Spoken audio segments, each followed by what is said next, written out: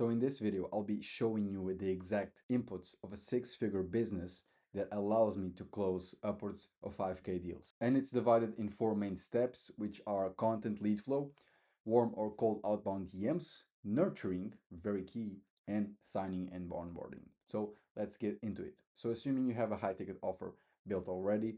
So first of all, lead flow. What is lead flow? It's the amount of people that are interested in your program, in your coaching, in your service, whatever it is, that you can acquire with the different types of acquisition systems, mainly Instagram, YouTube, email for services, cold DM. So more lead flow equals to conversion potential. The more people are potentially interested, the more conversion you potentially have. Obviously, there's a lot of intricacies, but this is pillar number one that determines how many qualified conversions I can create on demand.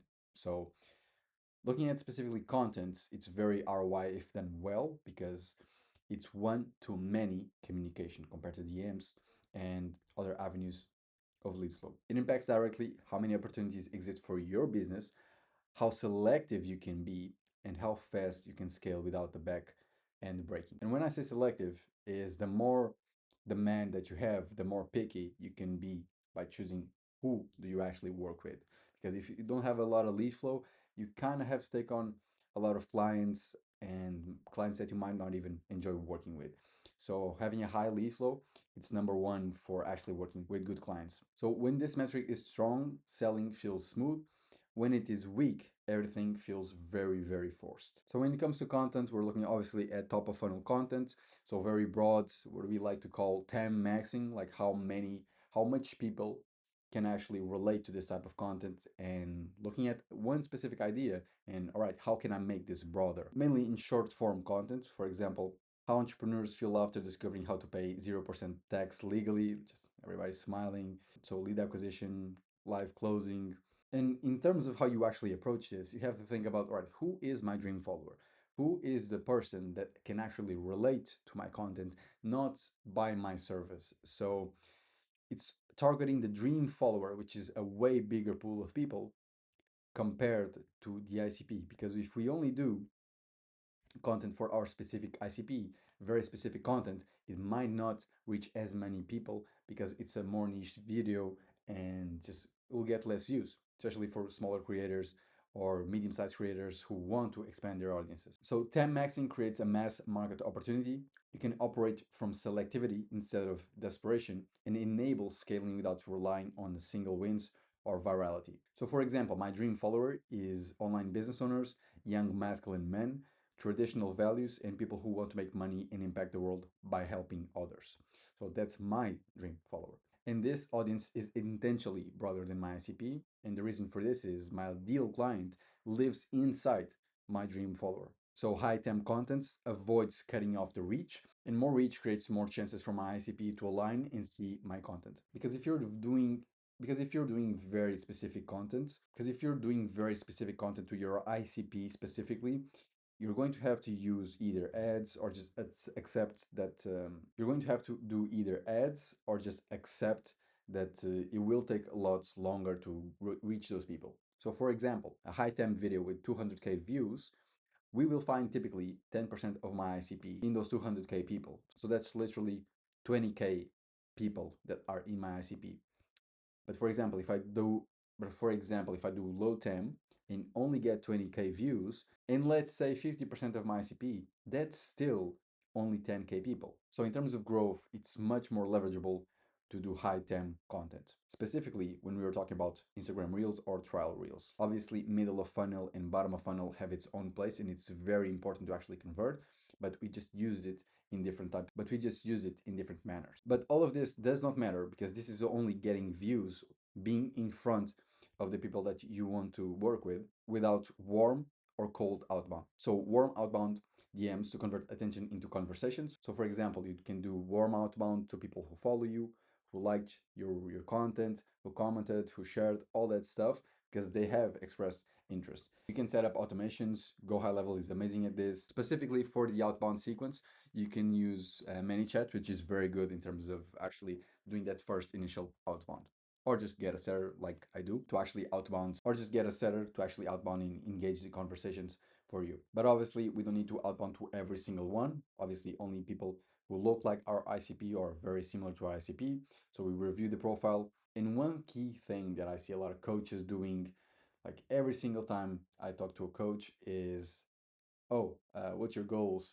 What have you been struggling with? Like they always go for that. And for a person that doesn't know you, it's very hard for them to open up, and the conversation just dies right there. A lot of people get ghosted like this. So we qualify outside of business, like no business talk, no program or coaching talk. No, we just engage them like normal human beings. So we qualify outside the business, for example, daily interests, like some answering stories on a more casual level, and just providing value. For example, we just chat back and forth, and then we decided to provide value. For example, hey man, I've been cooking on YouTube, been solving some problems. What are you currently like trying to solve in the business? I'll send you some free sauce, or I'll send you some free game.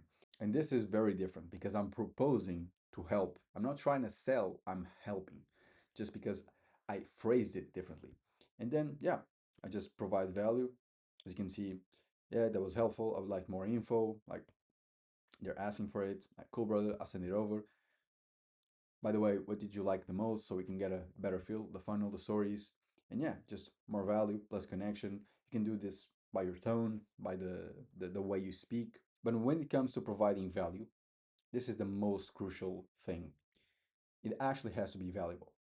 And you can't nurture somebody like through a reel or to some DMs. Like you can a bit, but not enough so they would buy. It's very key to have nurturing assets, which basically pre-sells the lead.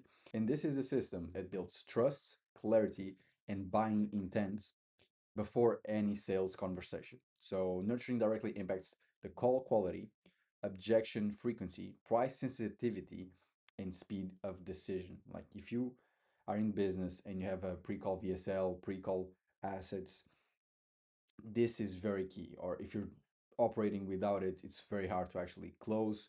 Not hard, like if you're a skilled closer, you can close as well, but it will take longer. It's an uphill battle compared to just having belief shifting assets. So this is limiting belief breaking middle funnel content, objection prevention. So for example, I just mapped out all of the questions, the doubts that my clients had that I often see. For example, how do I charge high ticket? Boom, let's build an asset for that. The only three shifts you need to charge high ticket prices. How do I raise my prices? Testimonial. He 11x his price when he started to work with me.